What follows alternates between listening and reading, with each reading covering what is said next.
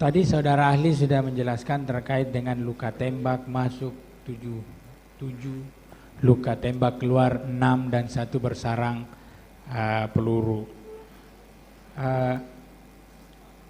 Apakah ahli juga bisa mengetahui bahwa luka tembak masuk itu sumber pelurunya, ukuran sumber pelurunya tahu?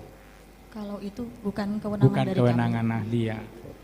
Terkait dengan luka tembak yang masuk yang 7, apakah luka tembak masuk yang 7 ini adalah bagian yang mematikan? Bisa ahli jelaskan? Dari 7 buah luka tembak masuk yang kami temukan, ada 2 yang bersifat fatal atau dapat menimbulkan kematian, yaitu luka tembak pada dada sisi kanan. Dada sisi kanan, Betul. Luka tembak pada dada sisi kanan. Yang kedua, luka tembak masuk yang ditemukan pada kepala bagian belakang sisi kiri. Kepala bagian sisi kiri. Apakah saudara ahli bisa mengidentifikasi korban itu setelah saksi periksa matinya kapan? Kalau perkiraan waktu kematian, kami perkirakan berdasarkan ilmu tanatologi, Ya. Pak Jaksa. Jadi berdasarkan keilmuan itu kami menemukan korban meninggal antara 2 sampai 6 jam sebelum dilakukan pemeriksaan luar. Jadi korban itu diperkirakan menurut ilmu tanatologi antara 2 sampai 6 jam sebelum saudara ahli lakukan pemeriksaan. Betul. Pada saat melakukan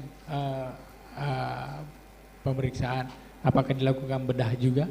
Betul, setelah pemeriksaan luar kami lanjutkan dengan pemeriksaan dalam atau bedah mayat. Bedah mayat ya. Pada saat Anda melakukan bedah mayat, apakah organ-organ yang melalui peluru atau proyektil tersebut apa? Atau misalnya bisa nggak ahli gambarkan biar jelas? Ya, baik. Berdasarkan memang keilmuan kami untuk menilai saluran luka atau saluran atau lintasan anak peluru masuk ke dalam tubuh ya, dari kepala bagian belakang itu dia menembus rongga kepala, mengenai tulang tengkorak, kemudian mengenai otak, kemudian dia keluar pada atap tulang tengkorak dan keluar di daerah hidung. Keluar di daerah hidung. Betul. Kemudian untuk luka tembak yang kedua di bibir bagian bawah sisi kiri, itu salurannya kami periksa mengenai bibir bawah sisi kiri, masuk mengenai rahang bawah sisi kanan, kemudian mematahkan tulang rahang dan keluar di leher sisi kanan. Oke. Kemudian berikutnya ada di puncak bahu kanan sebagai luka tembak masuk, itu kami telusuri lintasan anak pelurunya keluar pada lengan bawah kanan lengan atas kanan sisi luar. Sisi luar. Betul. Kemudian luka tembak masuk yang pada dada sisi kanan itu mengenai iga ketiga keempat kanan depan, kemudian menembus rongga dada dan merobek organ paru, kemudian dia bersarang pada iga ke-8 kanan belakang. Kemudian luka tembak yang ada pada pergelangan tangan kiri sisi belakang itu kami telusuri, dia keluar di bagian depannya. Bagian depannya. Kemudian luka tembak masuk yang pada kelopak bawah mata kanan sisi luar, dia keluar di bagian dalam dari kelopak bawah mata kanan.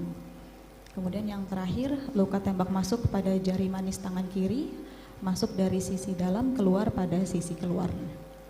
Itu. Apakah luka tembak masuk ini ahli juga menghitung derajat kemiringan atau perkenaannya, menghitung juga? Kalau kami dari forensik, kedokteran forensik menilainya adalah sudut masuknya anak peluru terhadap permukaan kulit. Betul. Betul ya. Kalau sudut masuknya anak peluru yang di otak itu tahu kemiringannya berapa derajat atau apa? Kalau berdasarkan perhitungan kami sesuai dengan karakteristik luka dan klim lecet yang ditemukan pada luka, itu masuknya tegak lurus atau 90 derajat. 90 derajat. Bisa nggak di 90 derajat ahli gambarkan atau ilustrasikan posisi ketika dia ditembak, apakah pada saat berdiri, duduk, atau tertidur?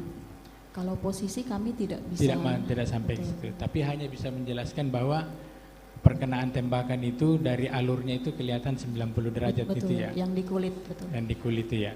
Terus kalau di dada? Kalau di dada berdasarkan karakteristik pola lukanya itu juga 90 derajat. 90 derajat ya. Oke.